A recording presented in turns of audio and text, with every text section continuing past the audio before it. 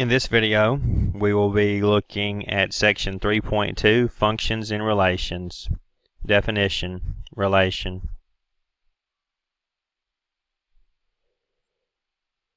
A relation is a mapping of inputs to outputs.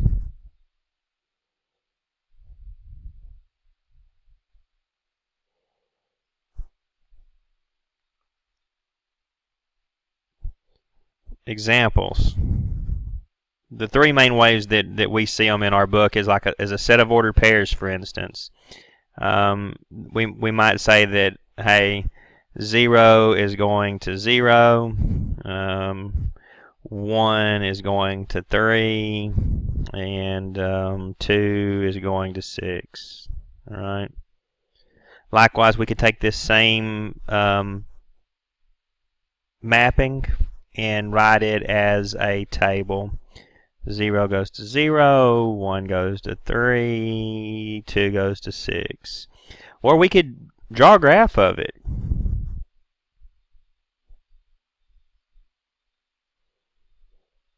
Our x-axis and our y-axis. Alright. And plotting some points. Here's 0, 0. Over 1 up 3, maybe that's here. And over 2 up 6, that's here. So we'll have different representations of this mapping. It's just a pairing. It's a way that some x's get to y's. That's a relation. All right. We have some special names for these inputs and outputs. Domain. Domain is the set of inputs.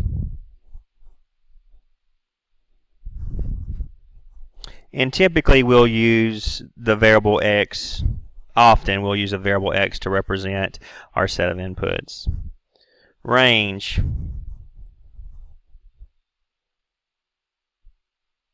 It's the set of outputs.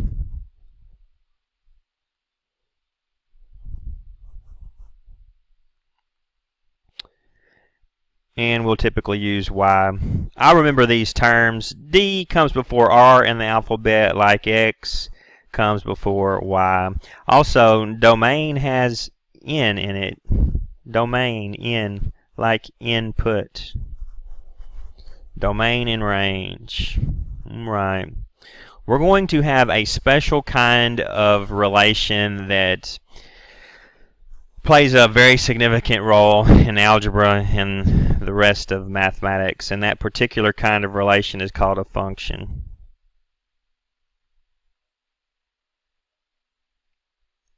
A function is a relation, a pairing,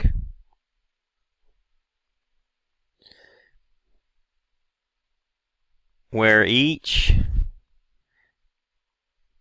domain, each x, each domain element pairs with only one range element. Okay, let's look at some examples.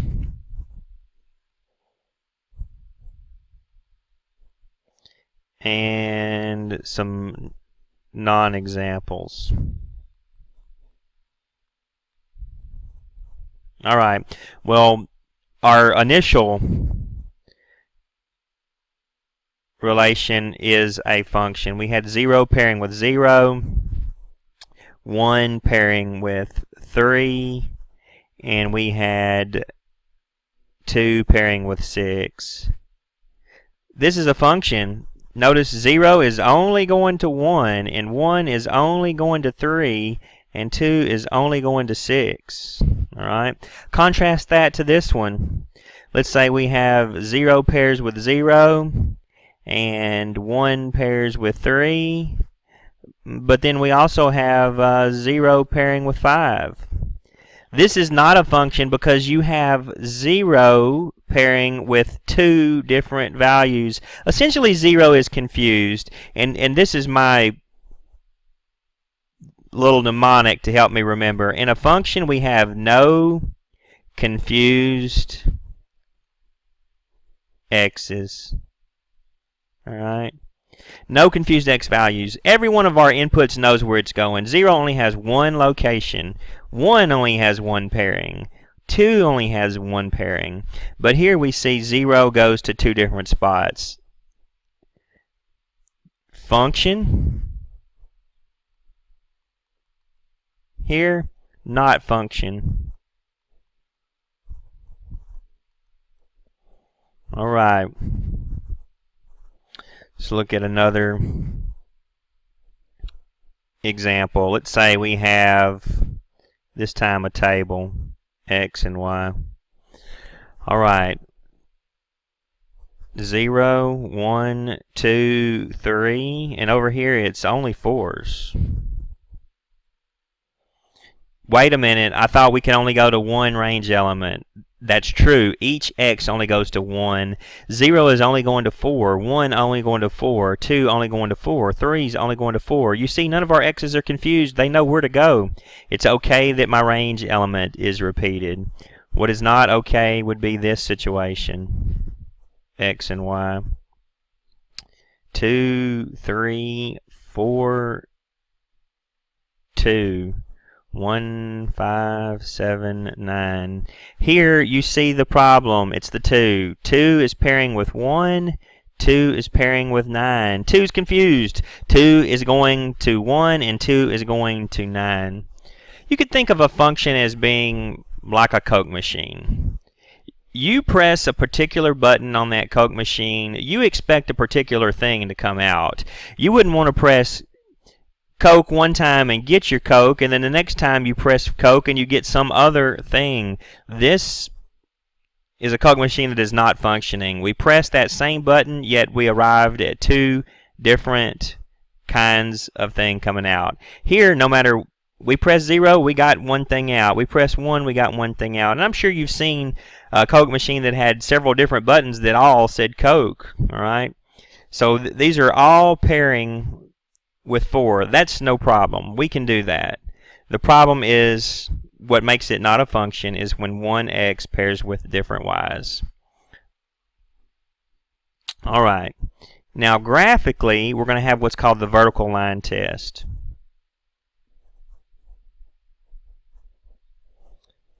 Vertical line test.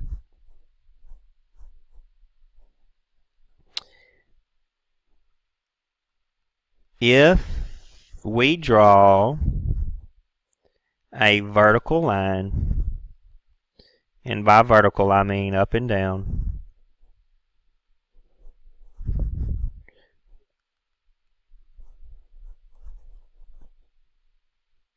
through a graph, and it touches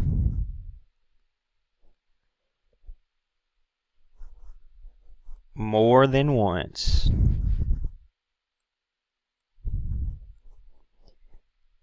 it is not a function.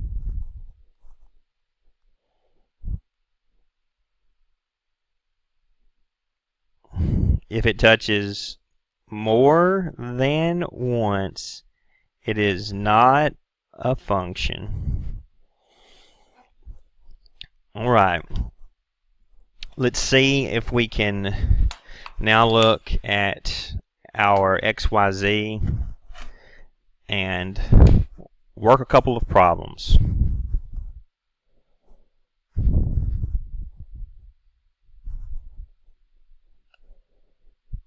Three point two. 3.2. All right, it says, for the following relation, give the domain and range and indicate whether it's a function. Well, the domain is the set of x values, in this case 1, 6, 9, and 3. And there's no order to this.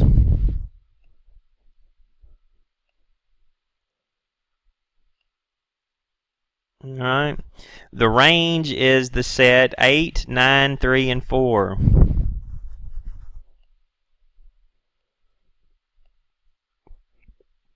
Is it a function? Do we have any confused x's? 1 is only going with 8, 6 is only going with 9, 9 is only going with 3, 3 is only going with 4. No, every x knows where it's going. It is a function. Basically, if there are no repeated x's, it's going to be a function. Is it a function? Yes. All right. Similar.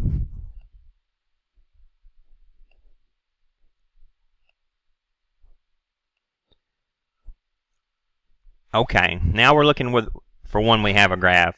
First of all, is it a function? Well, if any place I draw a vertical line here, I'm only going to hit one time. You can see that there's no place I'll draw a line that I'll hit twice. So this is indeed a function.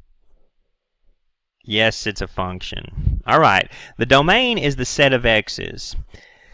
Well, when we're dealing with equations, you want to consider, are there any restrictions on our input?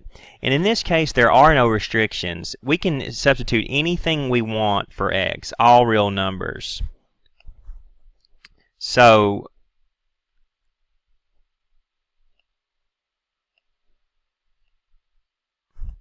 when I'm writing my interval here, I want to indicate all real numbers. The way I'll do that is click on this.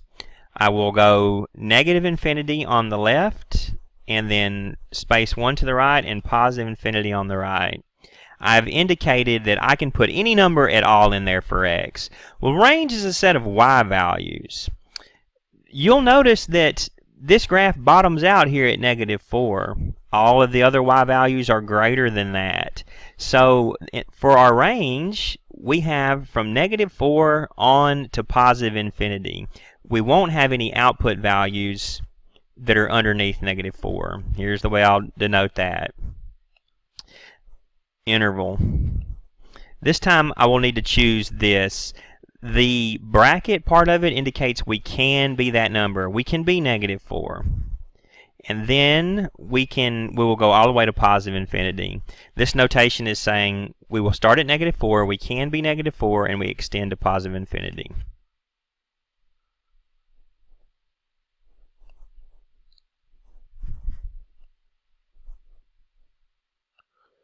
All right, there we go.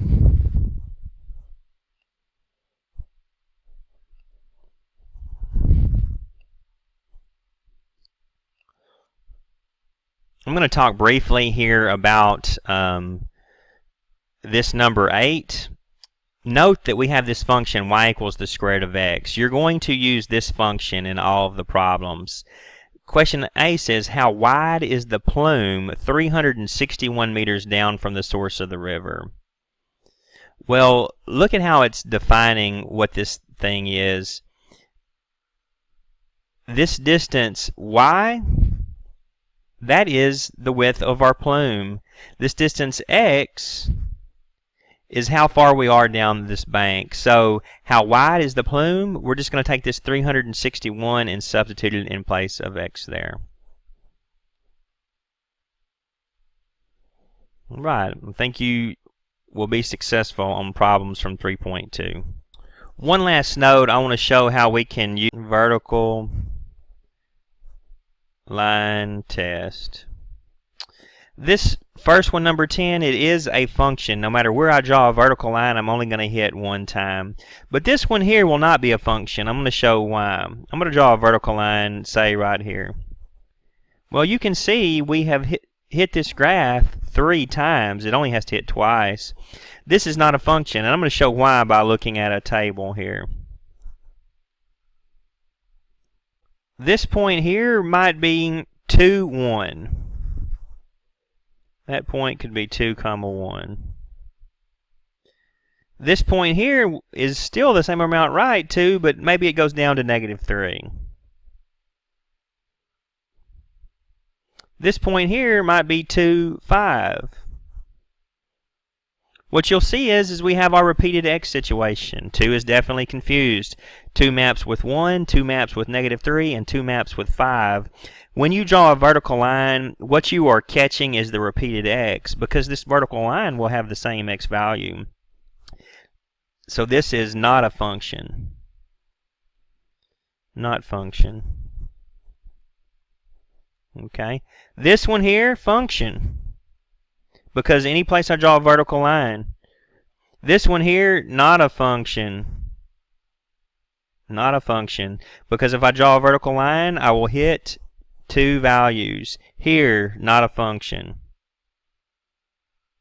But this one, function. No matter where I draw a vertical line, I will only hit 1 time.